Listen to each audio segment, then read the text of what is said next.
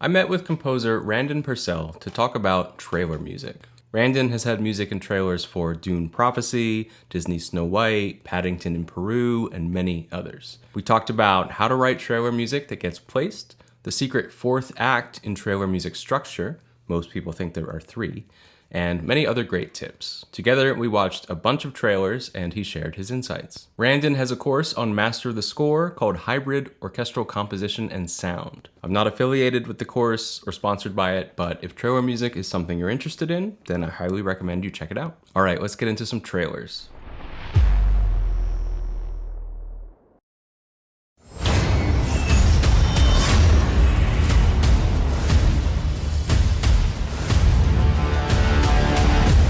Almost everyone I talk to that's not in the industry is like, oh, so you wrote the music to the video? No. Right. There are secrets we have gone to great lengths to keep. But when we wrote this track, we specifically had Dune in mind. There's a war hidden in plain sight. I'm the only one that can tell you the truth. A lot of times you'll write a track like that with that in mind, and then nothing ever happens, and then 5 years later, all of a sudden it lands in what you originally anticipated, or maybe like a third movie in a trilogy picks it up, and you're like, oh, sweet, it got there eventually, you know? We've never seen a force like this. There was a moment I was wondering about. The guys like hit their chests and it went with the boom, boom, boom. True.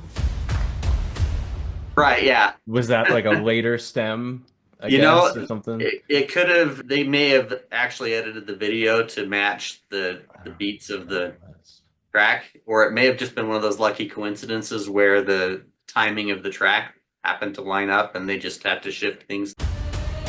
We've never seen a force like this.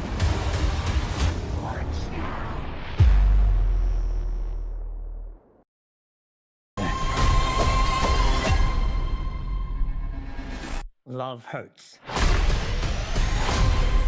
I guess it's not over edited because it's meant to be stylized, right? But it's Yeah, so and it's over just- edited. Yeah, it's just like super hyped up and super fun. Every day is an opportunity to change. Okay, so this one's very different than your normal Act 1 because it's got a lot of percussion going, but it's kind of top-selling realtor. You were one of the regional using that fun, happy, clappy percussion. No, You think I this have to might be a work little for it happy and stop movie. becoming who I want it to be. Aww. Hiding ain't living. Normally it's like a build up, you know, and they kind of cut this and use the music that would go with like a comedy trailer almost, Right. you know, so it's like immediately fun. There's no music, it's just percussion, so there's still room for dialogue. This little 4-foot nothing ass spider monkey ninja got hopped. Ow, what the? Rose? Hey. Because now we're introducing We've been the looking actual for you. movie, you know? And this is more what an Act 1 sounds like. Yeah, I thought a has-been killer like yourself Quiet. would be yeah, scary. there's lots of room for dialogue. This almost feels like it went We're back to hiding. probably I'm what was hiding Act in 2 you. in the If we're trailer gonna music. stop your brother, It's kind of got I'm some gonna need hits, the old you.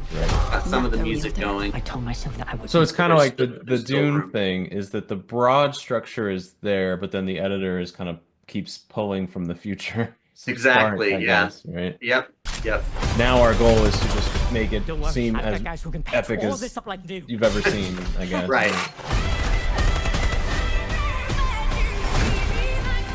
Now let's finish this together. You want the old me? You got him. It's about damn time.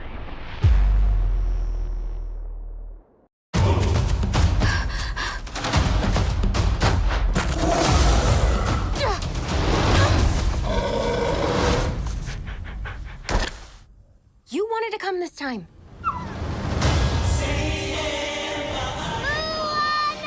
Little sis! Fix it! This one's much more in line with like your 3-act trailer structure. It sounds like they really used the song the way it was written in 3 parts, aside from the very intro where it starts out with the drums and she's running. That was probably like the editors probably grabbed some drums from later on in the track and stuck it here for that Mm-hmm. that bit. But right after the the little pig thing comes in there, and it's Right, you almost get the like Disney that's where the logo. trailer starts, and you can hear the real intro music right when that Disney logo comes on. Right. Little sis! Fix it! You were gone forever. It was 3 days. I mean, someone may have written that specifically for Moana just as a custom job because it has that real Polynesian flair to it and all the vocals. Or do you just hope? It could be one of those that, yeah, it's just a Right. hope. I mean, because it would fit a variety of programs, but it's perfect for Moana. I was like, yeah, it's pretty. It's very Pacific Islander sounding. Right. So, you know, Would break the curse, bring our people together again. I know what I have to do. now and then you might get like never a finished trailer like video and stuff, but sometimes you'll get notes that are like from this time to this time, you know, we're doing this. Or if it's like an animated feature, you might get like early drawings of the animated scenes and with the times cut so you can see what's going on. But that's super rare. Like Right. 99 times out of 100, you're just blind. Where are we going? Before Maui stole Tifiti's heart, our ancestors wanted to connect our island to all the people of the entire ocean. It's not a teaser at all. Like there's no. If you've seen Moana, you know immediately what it is. I feel like it's Right. not like oh no. Like I feel like a lot of like Star Wars ones will be like Yeah. they'll hint the music. And you'll like it'll be all dark, and you'll just hear the little Star Wars sound, and you're like, "Oh, Yeah. is this a Star Wars?" You know, but this is just like, "Yeah, it's Moana." Yeah, You like know? right off the top, it goes Right. straight into it. That's kind of interesting. To all the people of the entire ocean. It's my job as a this is- wayfinder. This is Act 1 Yep. material, Definitely. which is And oftentimes, like, you won't even have that much percussion in an act one, but for something like this, it really suits it. it already gives it this kind of epic Yeah. feeling. I think a little bit of like the whole ocean is ahead of us kind of thing. Yeah. It's my job as a wayfinder to finish what they started. That would be Act 2 right there, where you hear the strings come in. And they may have just built out of Act 1 into Act 2 with that music, so you hear all the strings going and everything. So Moana, show our people just how far we'll go.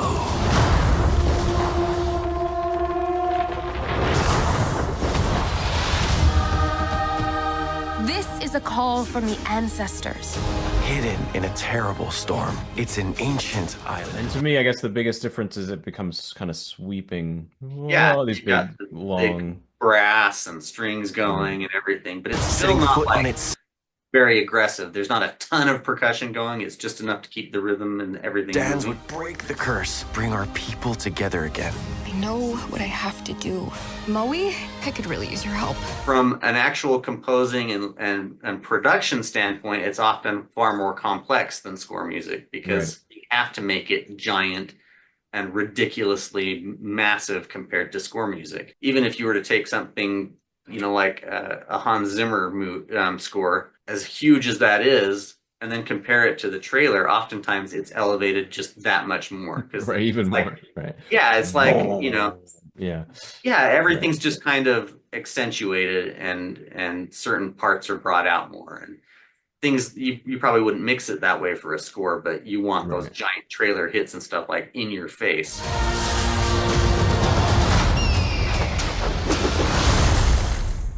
Can I get a chee-hoo? A totally different art form to make something completely ridiculously hyped and massive Right.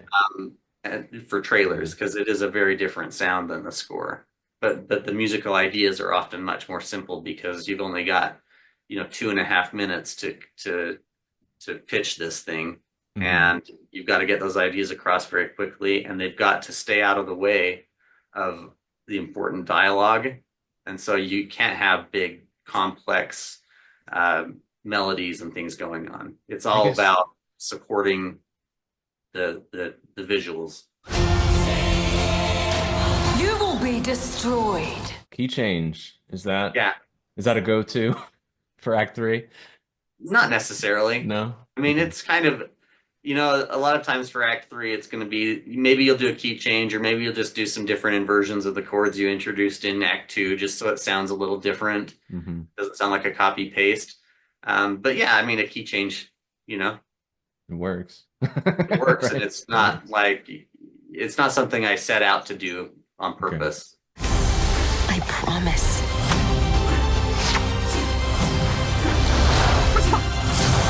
Do I hear people? Those aren't people. Cockham. About That- climbing, building, Right. lots of extra strings coming up on top, extra percussion, a big riser going, and then stops down. And normally, like, that's where you would kind of have a breakdown and then come back in with like a finisher, like your little act 4, Which or just a tagline ending. probably this. But in this case, they introduced a whole new part of the story. You guys, we got this. Bring it on, Coco. Nuts.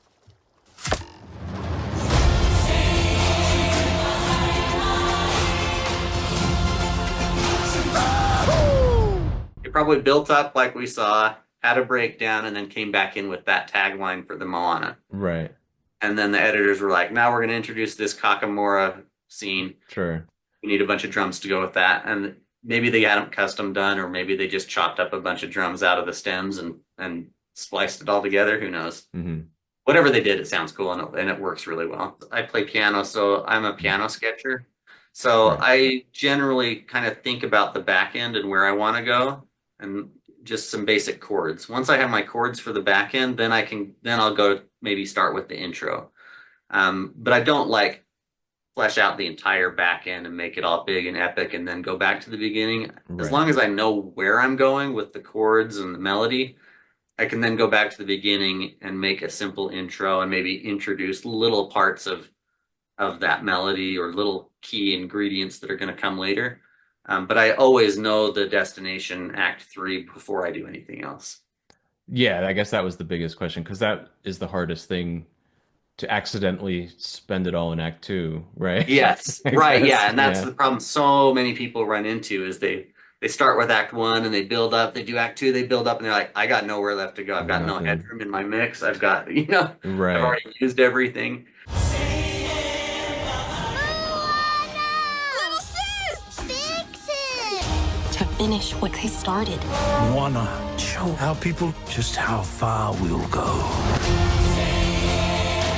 You will be destroyed, and your wayfinder too.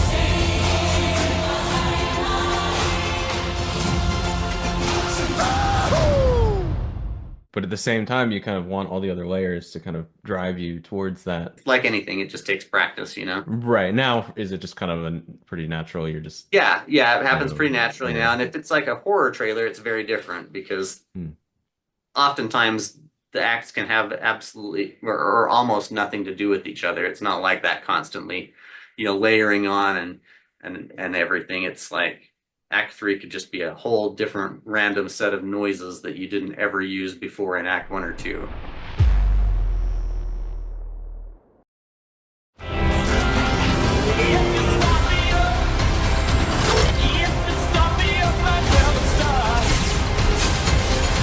I might actually have to see that movie. Don't you want to see what's out there?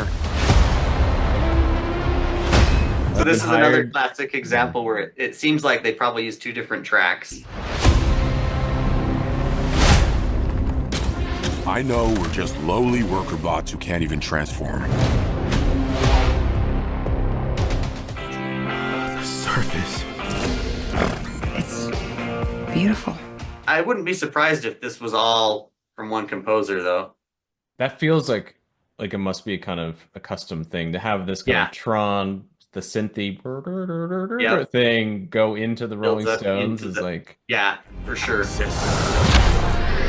Your full potential.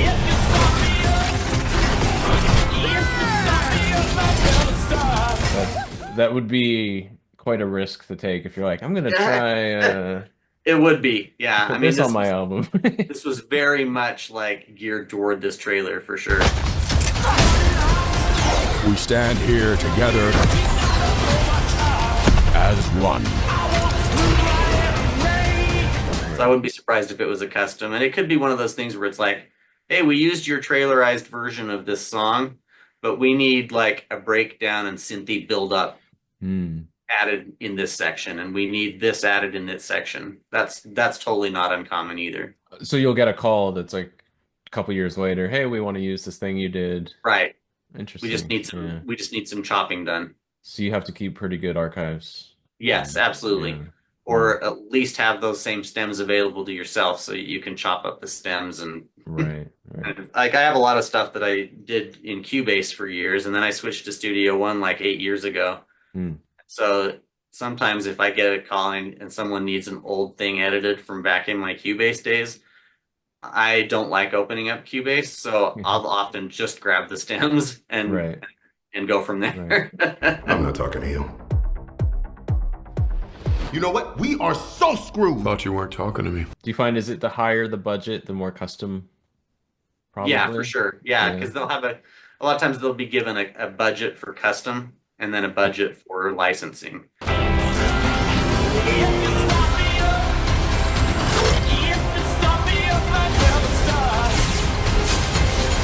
Thank you, Randon, for chatting with me, and hopefully you learned something helpful. As always, thanks for watching, and I will see you in the next one.